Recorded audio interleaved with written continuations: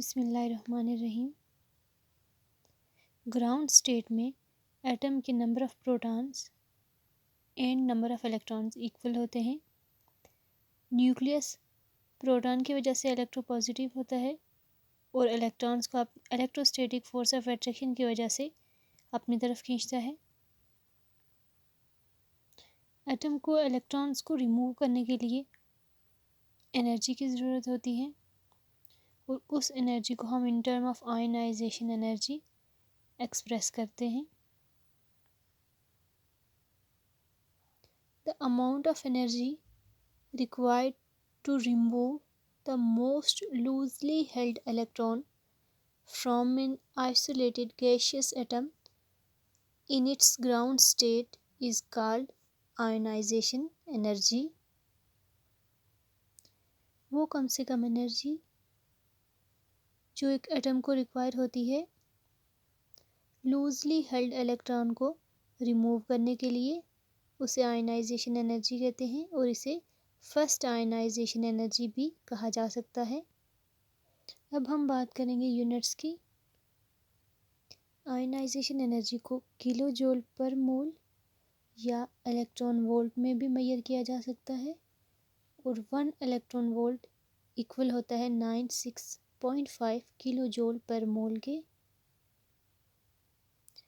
For example sodium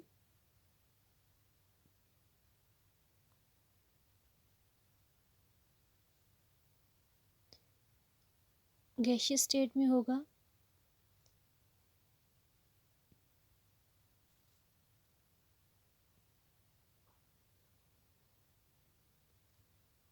तो इसमें से एक इलेक्ट्रॉन निकलेगा तो इसकी आयनाइजेशन एनर्जी होगी 496 किलो जूल पर मोल। यानी सोडियम के ग्राउंड स्टेट में equal number of proton and equal number of electrons होते हैं। जब ये एक इलेक्ट्रॉन रिमूव करेगा तो 496 किलो जूल पर मोल एनर्जी अब्जॉर्ब करेगा और सोडियम एटम एक कैटाइन फॉर्म कर देगा। ये एक एंडोथर्मिक प्रोसेस है। अब हम एक दूसरी एग्जांपल लेते हैं। मैग्नीशियम से जब एक इलेक्ट्रॉन रिमूव किया जाएगा तो इसको फर्स्ट आयनाइजेशन एनर्जी जो रिक्वायर होगी वो होगी 738 किलो जूल पर मोल।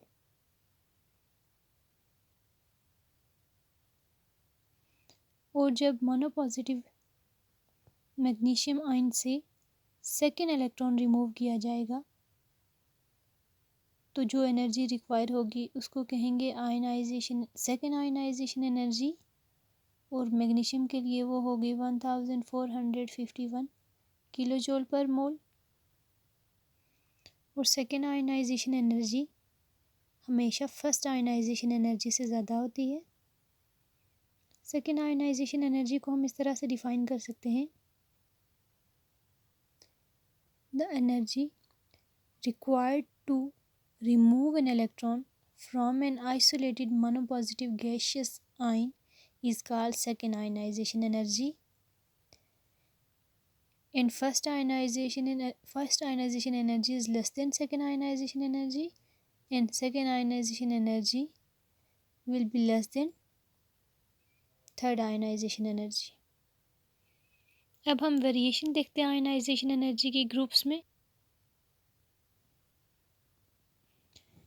ग्रुप में आयनाइजेशन एनर्जी की वेरिएशन देखने से पहले हम फैक्टर्स देखते हैं जो रिस्पॉन्सिबल होते हैं आयनाइजेशन एनर्जी को इफ़ेक्ट करते हैं।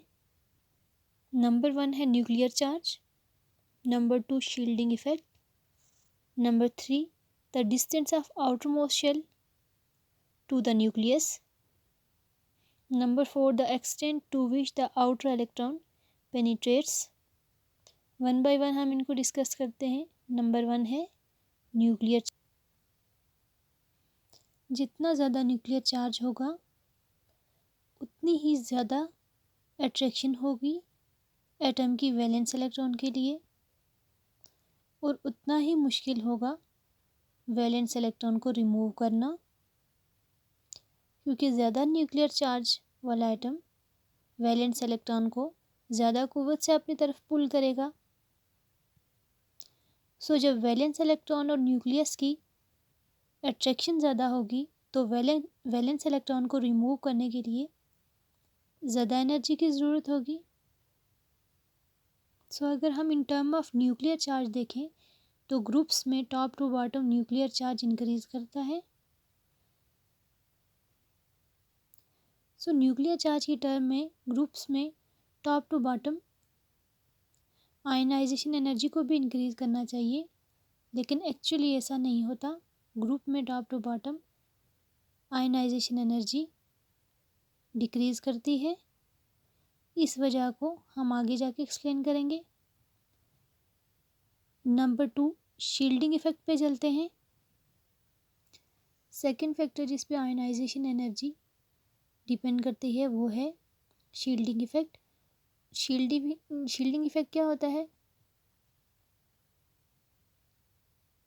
जो इनर शेल इलेक्ट्रॉन्स की वजह से वैलेंस शेल और न्यूक्लियस की अट्रैक्शन में जो कमी आती है उसको शील्डिंग इफेक्ट कहते हैं। और शील्डिंग इफेक्ट ग्रुप में टॉप टू बॉटम इंक्रीज करता है, क्योंकि shielding effect number of inner shells पे डिपेंड करता है। इन ग्रुप में top to bottom inner shell increase करते हैं, सो शील्डिंग इफेक्ट भी इंक्रीज करता है।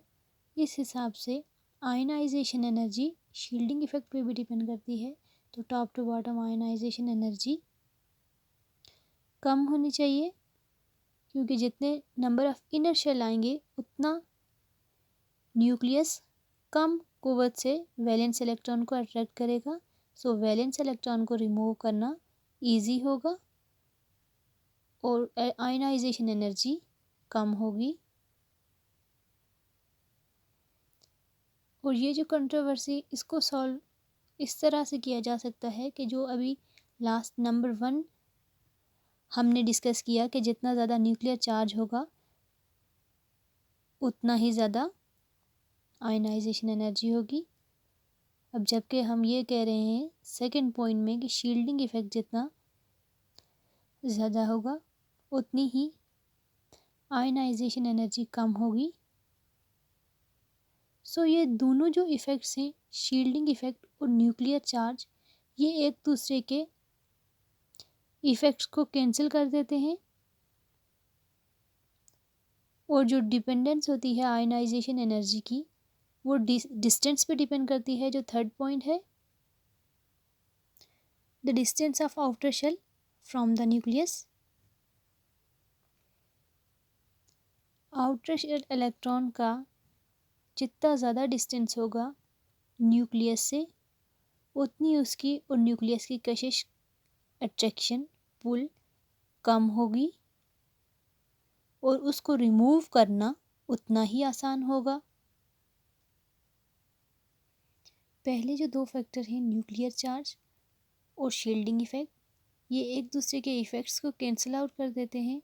जो टोटल डिपेंडेंस होगी आयनाइजेशन एनर्जी की ओवरऑल वो होगी distance of outer shell from the nucleus पे।